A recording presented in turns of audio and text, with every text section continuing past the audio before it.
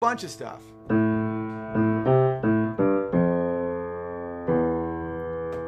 love that tune.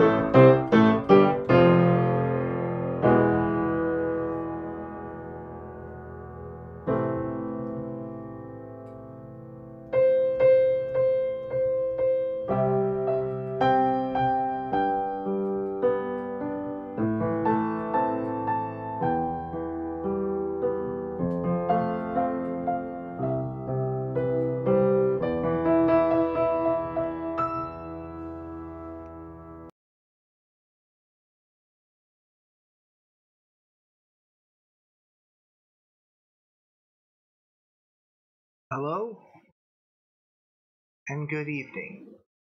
Welcome to Field Talk. I am the Field, also known as Field of Bears, here to remind you that socialism always ends in starvation and genocide. I haven't anything prepared today because I was in San Luis entertaining my Nana. Well, we were looking for a dress for my brother's fiancée to wear to the reception this Saturday, so that was fun. To my one viewer, thank you for showing up.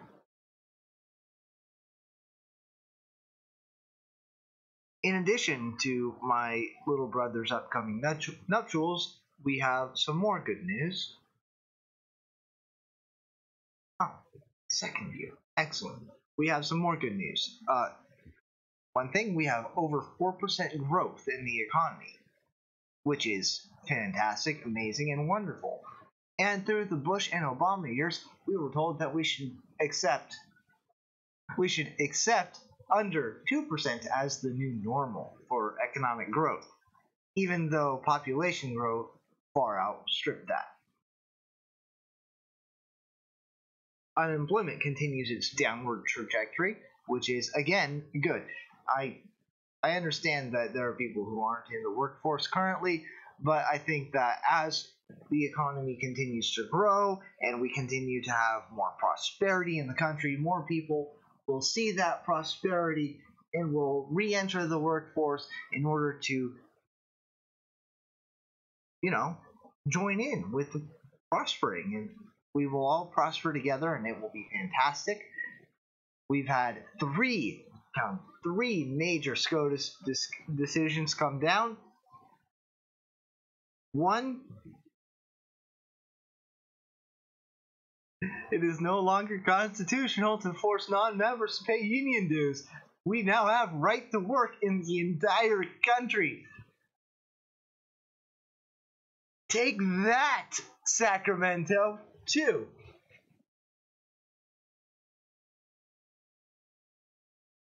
it is no longer required for religious pregnancy crisis centers to advertise for Planned Parenthood.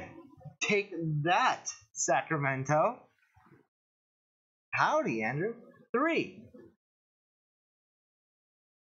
Oh, and this one is This one is great. The third one.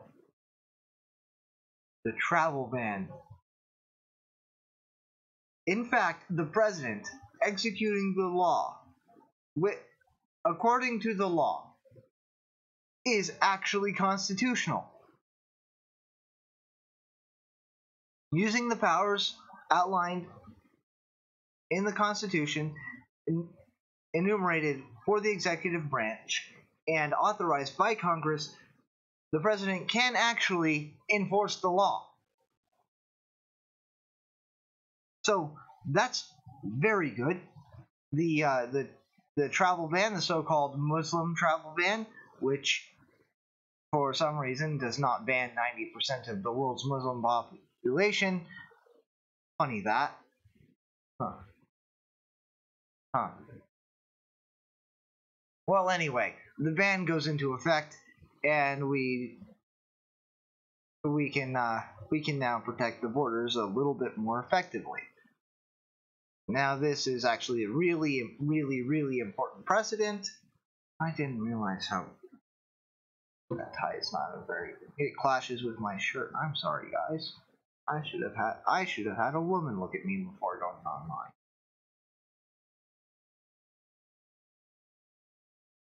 So,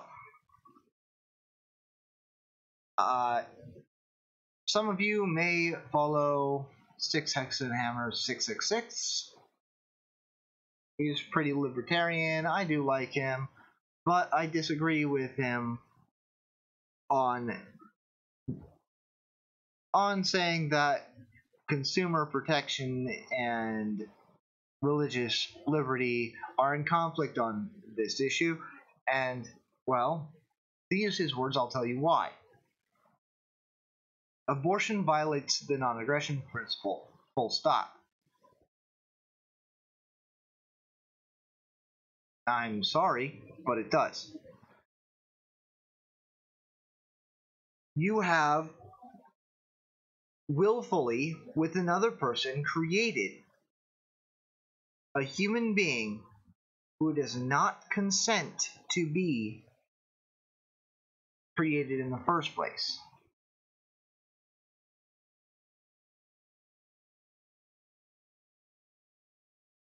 It is impossible to consent to your own. It is not possible to consent to your own creation. However, since most of us don't, commit suicide, it is nearly universally preferable to be alive to be dead. Therefore, if you, against the will of the person who you have just created, who had no say in their own creation, then kill them, you are violating the non-aggression principle.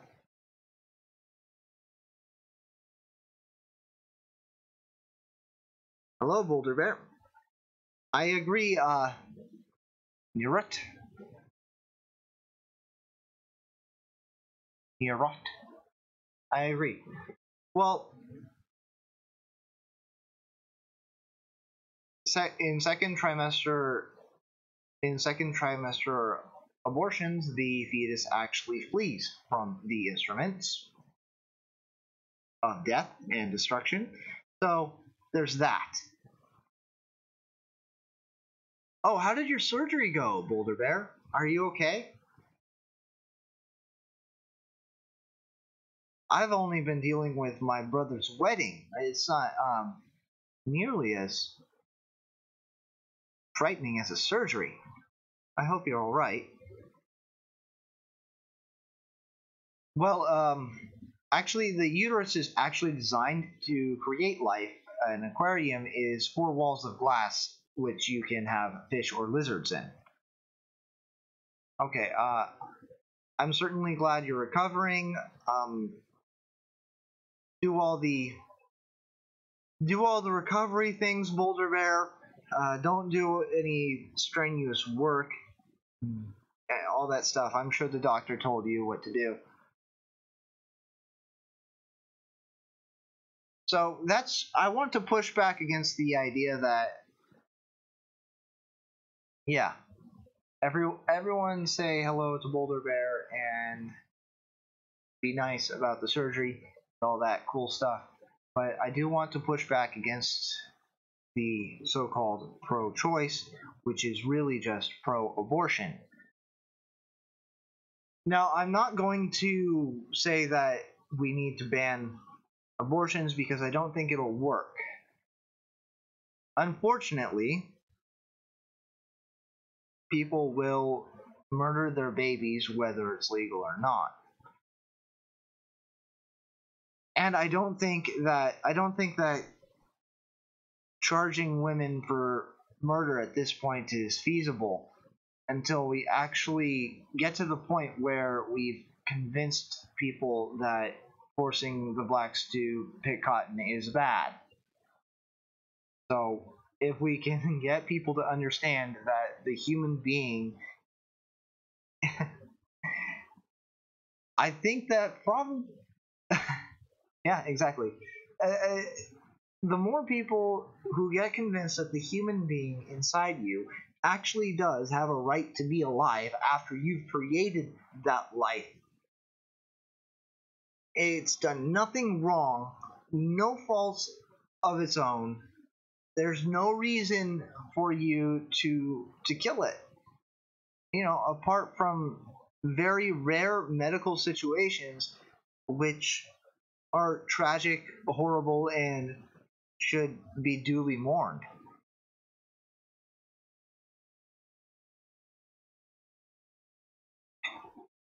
Actually, that's incorrect. Nerut plantation, the slave trade was actually banned. The transatlantic slave trade was actually banned prior to the Civil War, and so plantations had to depend on breeding programs, which is horrifying when you're talking about human beings. But yes, actually, they did create human lives by forcing, yeah, by forcing humans to have sex with each other, whether they wanted to or not. It was immoral, dreadful, and disgusting, of course. And that, and since they were dealing with people, and since the plantation owners were dealing with people, and they were themselves people, what actually ended up happening a lot is they couldn't stomach doing that, so they just ended up allowing their slaves to marry instead, which was slightly less horrifying because then they would just sell the kids off later, which is another moral violation. Uh, owning people. I am so glad we figured out how wrong it is. So glad. Like every wrinkle in slavery, every kind of problem that arises, it just makes it more and more immoral, more horrifying, more. Dear God, how would you feel if anyone did that to you? And I think that abortion is the same way. Dear God, how could how would you like it if you got ripped apart before you had a chance to take your first breath? No, I don't think that women do own those people.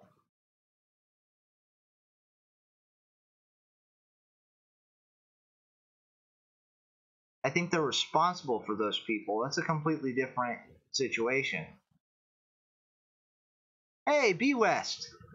I tried to tag you on the Twitter post, but I don't know what your Twitter handle is. We're just off the cuff, no monologue. We started talking about abortion because I had a sticking point with some other libertarians, including Styx Hexenhammer.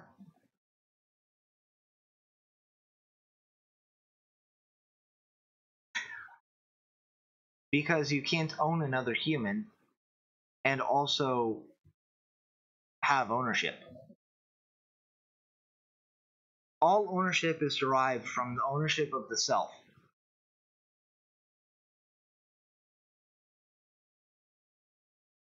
So if any self does not first own itself, you can't own anything else, which leads to massive violations of property rights, and such as slavery and wanton murder.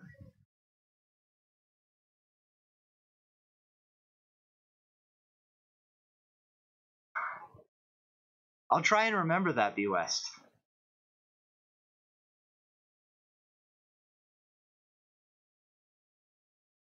At what point does the self develop? At what day do you say it can't actually have a self?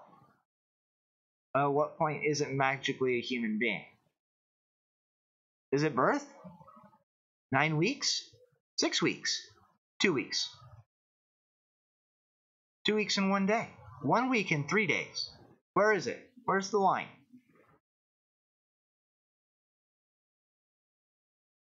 You can't put the line anywhere. You can't do it.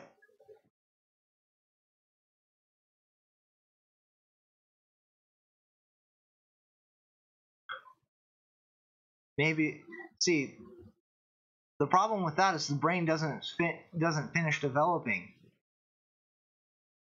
until yeah.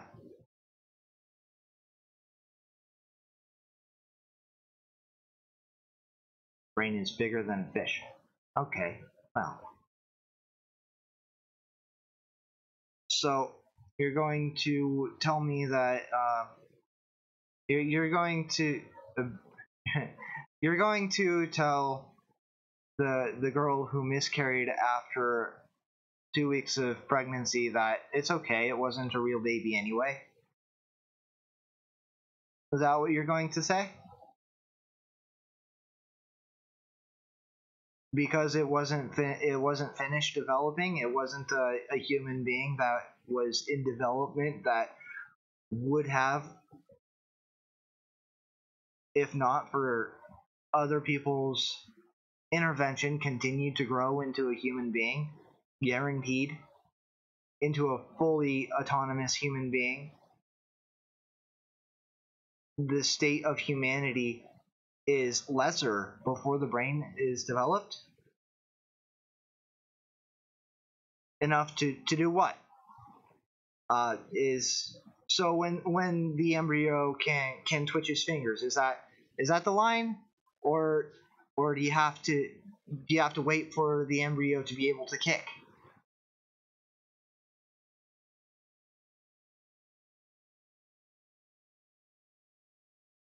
Yeah.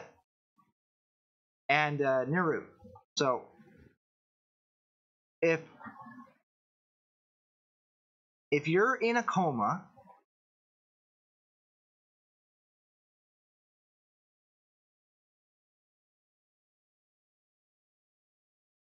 and if brain development is the thing, then what about brain degeneration? Does that remove your humanity? Does brain degeneration remove humanity?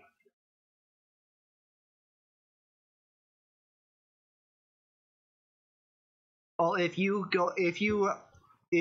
enter into a coma and you can only survive if you're hooked up to a breathing apparatus, can I then go in and shoot you?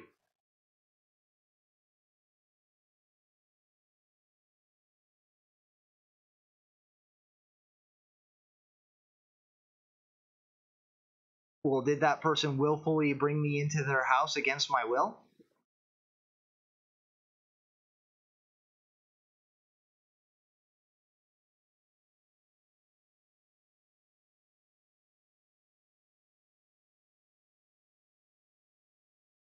There's no such thing as accidental pregnancy. Well, under 2% of pregnancies can actually be considered accidental.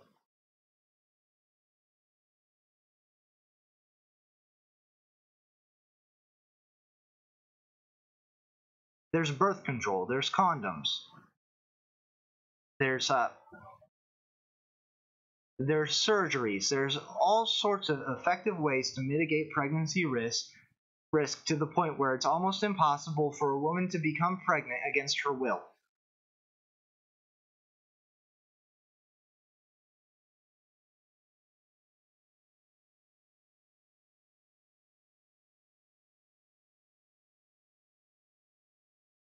Hi, Debbie. And what you're talking about is it's not I force someone to take care of me. It's someone takes me off the street and says, now you live in my house, and then decides, oh, never mind, and shoots me.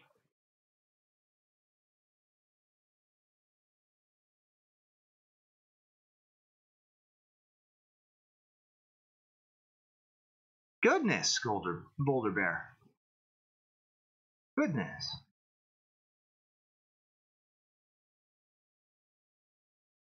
That is one heck of a story.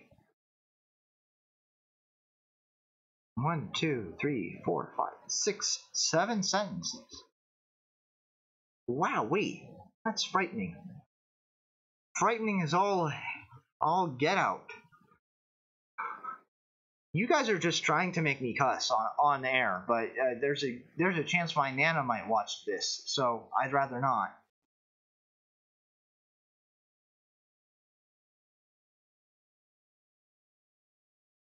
Well, Debbie Bear we're at the point where she doesn't even have to keep her legs closed if she doesn't want to have a baby. You can't really do very much for other sexual risks, such as STDs. There are some that can't even be prevented by use of condoms and medication.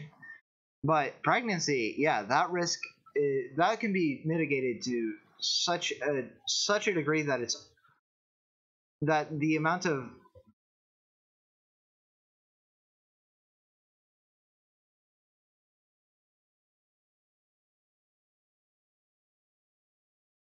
well, then either you keep that cojoined twin alive, or you come to an agreement ahead of time. I have a standing do not resuscitate orders for me if I go brain dead. And I'm not even conjoined to anybody.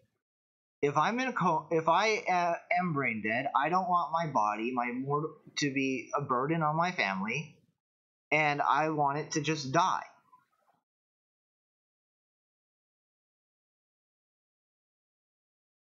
And so if you are cojoined to another human being who has cognitive functions, then you had better come to an agreement as to what happens if only one of you goes brain dead somehow, even though you both inhabit the same body and would probably both be subjected to whatever might cause brain death in the first place, such as an accident or illness.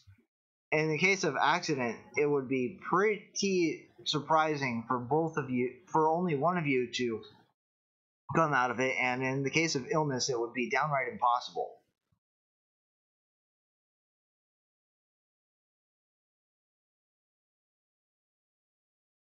You weren't listening, Nirut. I said that you need to come to an agreement ahead of time. And on top of that, you're talking about someone who had a brain that was alive, and then the brain became dead, versus someone who is growing a brain and is not going to die.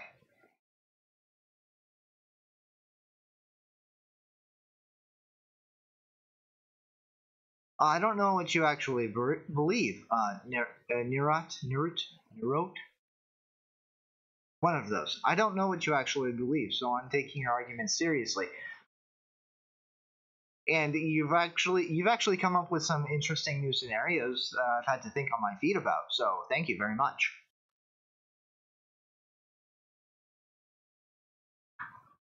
Yeah. No. It's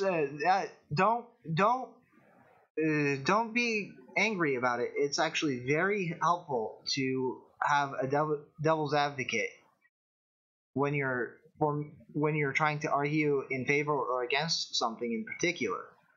My argument is that yeah, it's very useful, and so don't be irritated about that. It would be nice to know ahead of time, but I probably wouldn't have taken the arguments as seriously if I didn't believe them. But I also wouldn't have accused you of not listening to me. So there is that.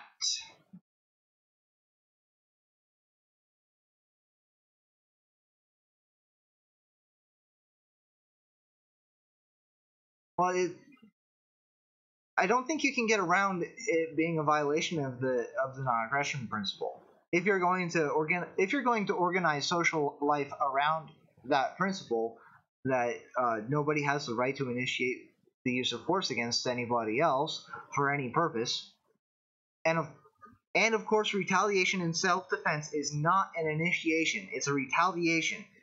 People need to get it through their thick skulls that initiation and retaliation are entirely different. Oh, what? So you're a pacifist, and that means you can't defend her? No, I'm the opposite of a pacifist. In fact, I'm so opposite of pacifism that if you attack me, then I will use overwhelming and immediate force to immediately deal with the threat.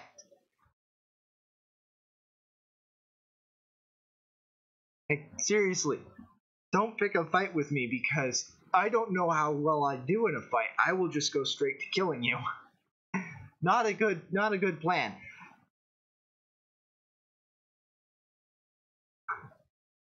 So,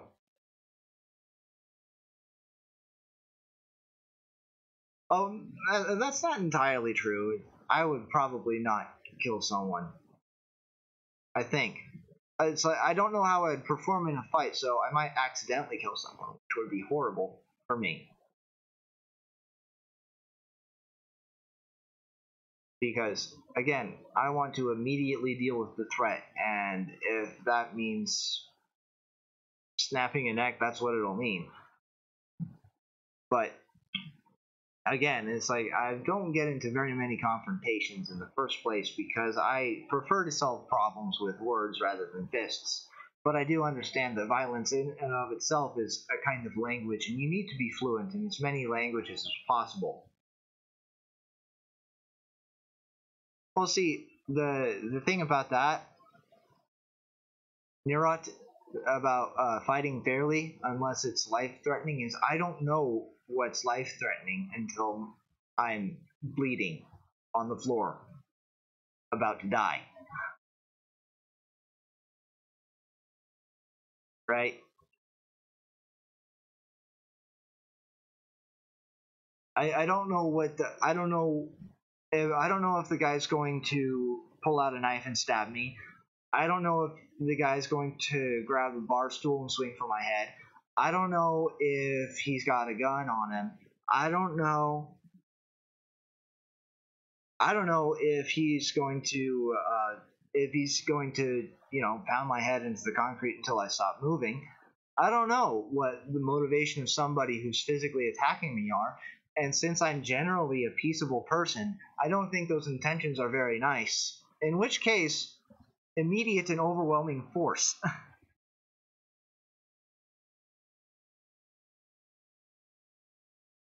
Well, yeah, I think that's a fair point. Um, if someone loses their head and takes a swing at me in a debate, I think I would be able to handle that in a much more controlled way than somebody attempting to rob or take advantage of my body, my sweet, smexy body, in an alley. Because like the passionate sucker punch. It's actually pretty easy to deal with. You just kind of duck under and you give them pushback and you say, "Hey, I'm warning you. I actually know how to handle myself." Because usually the people who are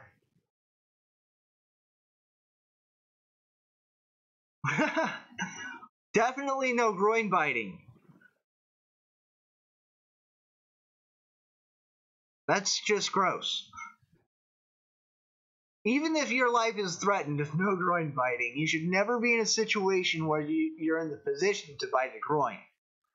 It should never ever get that far. But if it has gotten that far, then I won't judge you. Well, I might judge you a little bit, but it's if it's gotten to the point where it is necessary for you to bite a groin, I say you have permission for certain. Yeah. Well, yeah, today was just going to.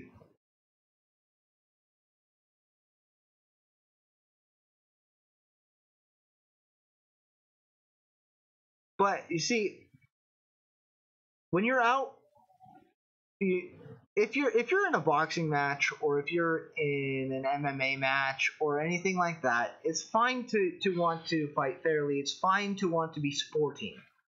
But out if you're in the streets, there's a rule. It's every fight is a fight for your life because you don't know the intentions of the other guy. You can't. Like Nirato had a good point where someone might lose their mind and take a swing at you in a debate that gets heated, and that's pretty easy to deal with. You can just usually you can see it coming. Usually you can just avoid it and push them away and go, hey, look, this is not a good plan. I know what I'm doing, so probably you want to just cool off for a second. So yeah, that's a bit different from like a real attack. Someone who's actually attacking you on the street. If you get attacked physically in the street, then it's a fight for your life.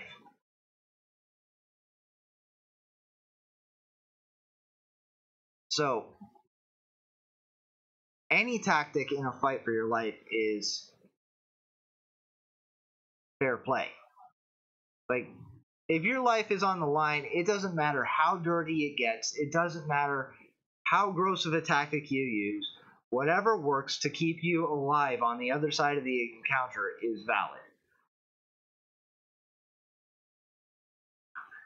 I mean, it's better to know how to handle yourself to where you don't need to use those sort of things. It's better to be able to know how to strike, know how to keep your distance, know how to watch the guy's hips, know how to watch the guy's shoulders, know how to keep yourself out of danger, know how to have situational awareness to be able to know when you're in a dangerous position. Like all of that all of that stuff is much better than actually being down in the street needing to employ tactics which might be considered dishonorable because you've got yourself up against the proverbial wall.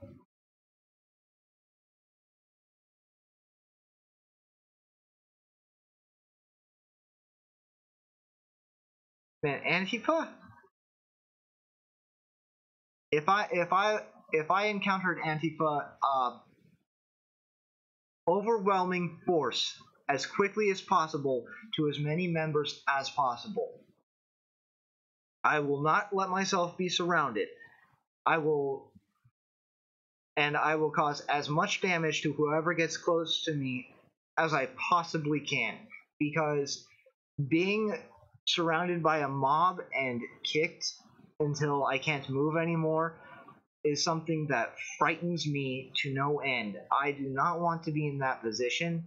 And so if a masked lunatic is coming up to me and trying to grab me, then the thing I do is head throw him and stomp on his head.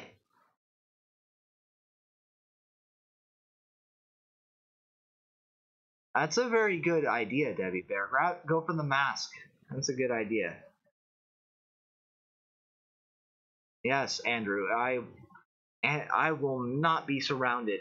Never, ever, ever, ever, ever. I will never let that happen. I'll grab an implement. I will fight like there is a crazy mob who wants to beat me to death. And of course, part of that is not letting myself be put in the situation where I can be surrounded. And so if I'm at an event, I stick by my people. I keep my eye on where the wall is. I keep my eye on where the Antifa people are. Well, yeah, but my whole philosophy is try to solve your problems with words and be aware of your situation so that you don't get into a life-threatening situation in the first place. Because I am god awful terrified of killing somebody. I told you yesterday about my nightmare. And,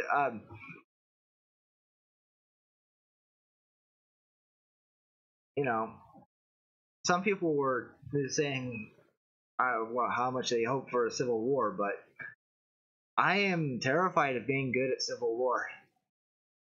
I think that, yeah, chill just ran down my spine just thinking about it, guys. Like, what if I'm good at it? How awful would that be? I don't want to be good at war. That's frightening. I don't want to be good at war at all. I would like war. I would like the necessity of war to diminish in the world. And the more we can exchange ideas peacefully, the more we can the more we can agree that the superior argument wins. That reason and evidence are paramount to your feelings. The more that we can agree to that, the less, well, yes, and guys, the more that we can agree to that, then the less we'll need our guns. Which, ironically, the way that you the way that you diminish the need for guns is make sure everyone has one.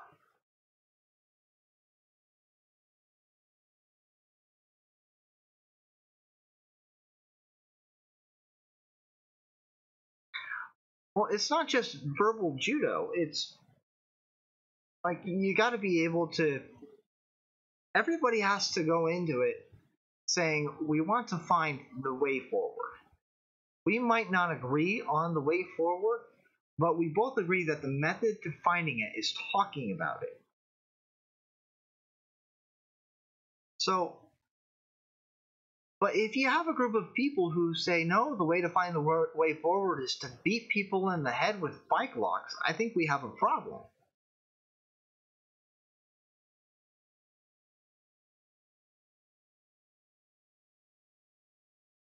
A lot of times, yes, Debbie Bear. A lot of times, yes, unless the big dude is also good at judo. But yeah, this has been off the cuff. And I didn't have anything really prepared, but I wanted to stay consistent for you guys.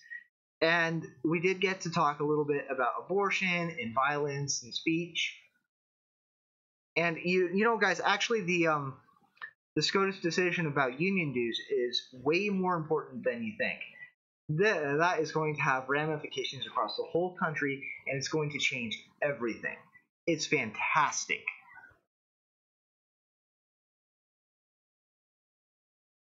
Hi, Mama Bear. You know, I'm actually about to sign off. Yeah, this has just been a short episode of. This has been a short episode of Field Talk. I am the Field. You can also known as Field of Bears. You can subscribe to me on the subscribing places. Links in the description. And hit the bell if you want notifications. PayPal.me/FieldTalk to sow the field. And never forget that socialism always ends in starvation and genocide. Have a great night, everybody.